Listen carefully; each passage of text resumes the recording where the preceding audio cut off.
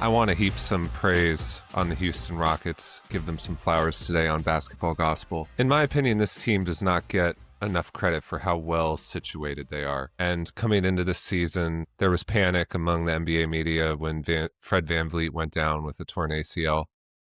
There was panic that this team was potentially no longer a championship contender, that they were in trouble, they had to make a move. What were they going to do at point guard?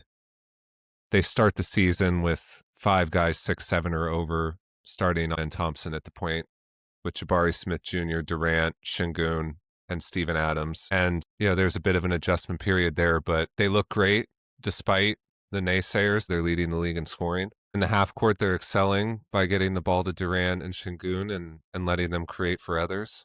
Şengün more so than Durant. This team is in no rush to replace Fred VanVleet. They're analyzing how they look on the court right now.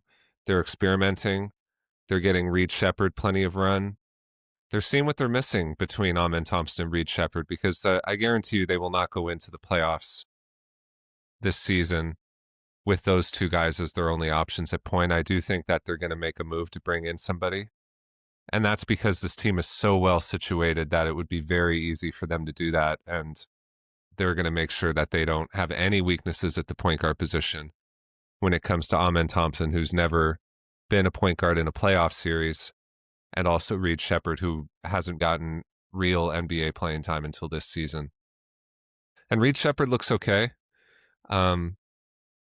What's nice about this, the way that this worked out, is they could see what they have in Amen Thompson from a point guard position. Maybe that's their long-term answer at point. Maybe he surprises them and ends up being a very high-end point guard, not just defensively, but offensively as well.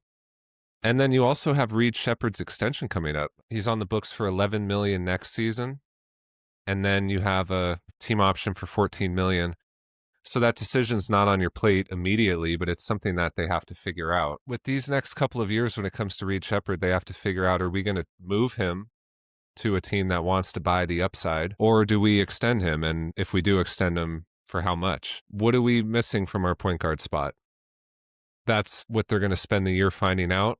This team is talented enough that they don't have to worry about falling out of the top 6.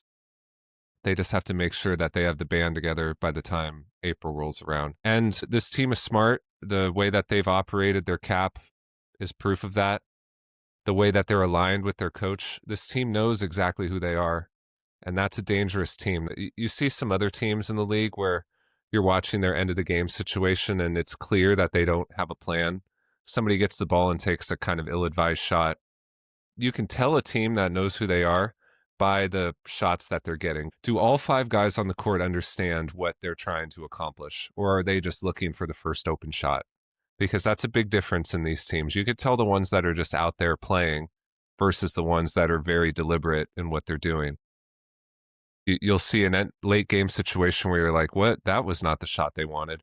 The teams that know who they are taking the shot they want. Whether they make it or not doesn't really matter at this point in the season.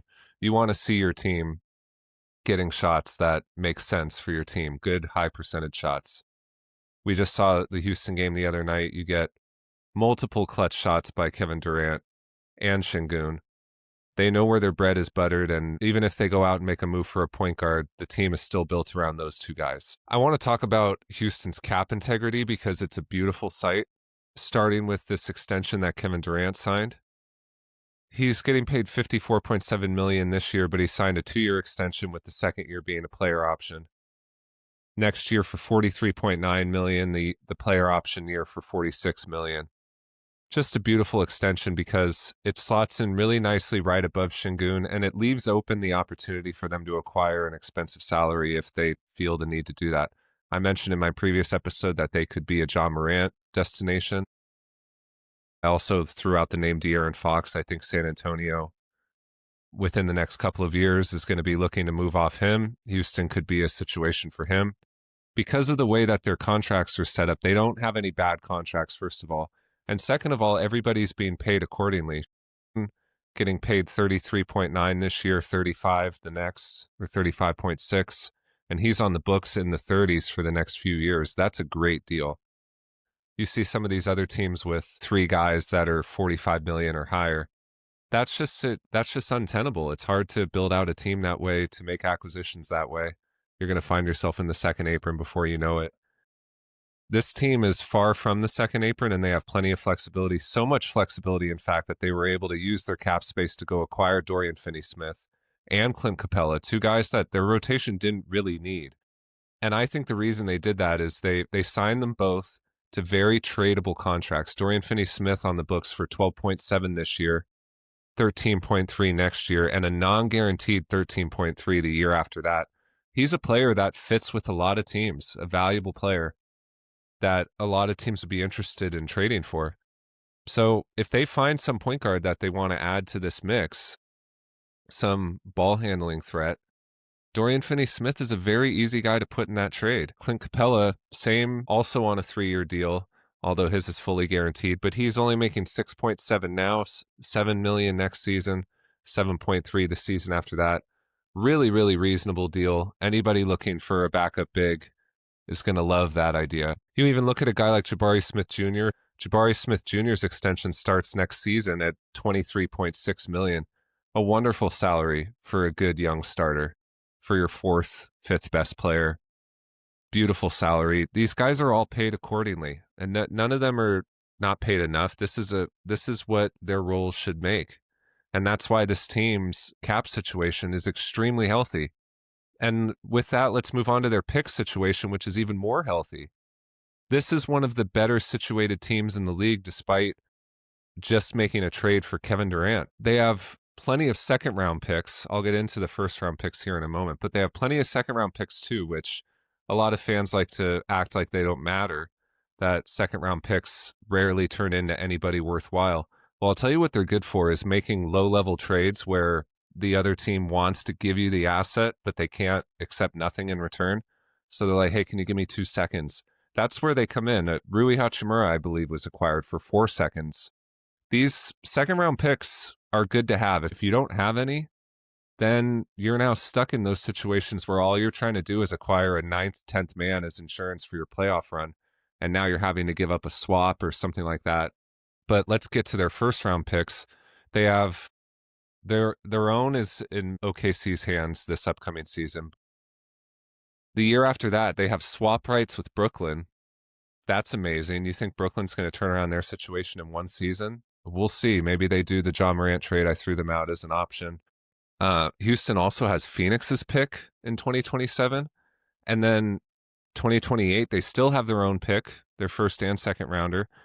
29, between Dallas, Phoenix, and their own, they keep the 2 best. Dallas, who knows what they're going to look like in 2029. Same goes for Phoenix. That's going to be a money year for Houston. They are set up so nicely. At that point, Amen Thompson's extension is going to be in. They'll still have Jabari Smith Jr. and Şengün on their current extensions. Houston has their 2030 pick, their 2031 pick, and their 2032 pick. They can make any trade. And I'm telling you, they're not going to make a Desmond Bane type of trade where they're giving up 4 of these picks because they know how valuable it is to have these to make deals. I love seeing these picks here, and it just goes to show you that it's so important to have trades you can make, and it goes back to what I was saying about the Lakers in one of my recent episodes. In order to build and maintain a championship contender, you need to have picks and tradable contracts, and they have both. That Jabari Smith Jr. contract is very tradable. Lots of teams would love to have Jabari Smith Jr.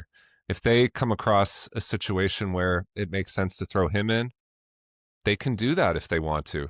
Reed Shepherd, I mentioned him already. He's on a tradable contract. Clint Capella, Dorian Finney-Smith. I don't think Steven Adams is in the mix, but he's got a tradable contract. He's making $14 million now, 13 the year after that, 11.8 the year after that. They have Van Vliet's $25 million. They can put that in as a big salary filler and a big deal for Morant or somebody else with that $25 million player option next year. If they want to trade for a 3 or 4 year expensive contract to slot in right above Durant in here, they could afford someone who's making $50 million a year and still have the flexibility and stay under the second apron. They are just in an amazing position. And not only that, they look great on the court. Ime Udoka's got these guys playing great basketball. By the time the trade deadline comes around, we're going to see this team make 1 or 2 lower level moves. If it's not a big one like Morant, I think someone like Quentin Grimes could make sense. I don't believe in Philly being a team that's going to be in the playoff mix toward the end of the season. I just don't. I was down on them in the over-unders. They've gotten off to a great start. VJ Edgecombe looks like a really good keeper. They have a bright future, but they weren't able to come to an extension agreement with Quentin Grimes. And I think that if Philly is sputtering around the trade deadline, they may be willing to move off of him. I could see a guy like Westbrook getting bought out by the Kings. I don't like the Kings' odds this year. I'm sure I'm not alone on that one. And I think before the end of the season, he's going to say, you know what, I'd love to play in the playoffs. I think he's a decent fit if Houston wants to hang on to all these assets and just find a stopgap until they get Van Vliet back next year. That's a really reasonable solution. There's plenty of guys that are going to be there for them. So I just want to praise Houston because they are an example of the commandments. They have all this flexibility. They're not desperate. If they were desperate, they would have looked to make a move immediately when Van Vliet went down. Maybe we'll see this team make a move in mid-December. I think it's going to be closer to the trade deadline because this team's not desperate. They're 8-3, league's best ranked offense. You know, they have size. They dominate the boards. They're a great defensive team. Top ranked offense, 6th best defense. You have your dominant scorer in Durant. Şengün's going to be an all-star. This team's got everything you could ever ask for. The only one I think better situated than them is OKC. And Denver has a team that's as good or better than them, but Denver has no picks, no trades they can make. They're lucky that their team is gelling so well and that it seems clear there's no trade that they'll have to make. But if something happens to Jamal Murray, what are they going to do? That's the difference between Houston, OKC, and the other contenders in the league. They're going to be a force to be reckoned with for years because of how soundly this team is built and how much they've protected their assets, controlled their cap. It's just a beautiful situation here.